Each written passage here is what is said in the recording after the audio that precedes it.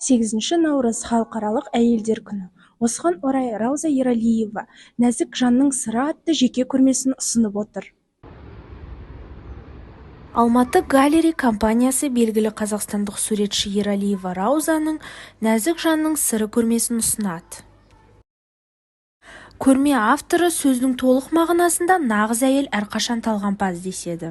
Рауза оларды портрет, пейзаж, натюрморт, мифологиялық жанрдағы жарқын, энергетикалық тұрғыдан жылы, жағымды композициялары арқылы оңай бейнелейді. Туындылардан әйел табиғатының құпиясының, құмарлықтың жалынымен ұштасқанын көруге болады. Раузаның жалынды болмысы, өмірге құштарлығы мен жасампаз оптимизмі көрерменге шабыт береді. В данный момент картина Раузы Ералиевны пользуется очень хорошим авторитетом, популярностью из-за того, что написала в разных стилях и пишет до сих пор. Раузаның жұмысы жағымды релакс әсерін, табиғи эстетикалық ләззат сезімін тудырады. Оларда гедоникалық ләззаттың әрқайсысы үшін тартымды бір бөлігі басым.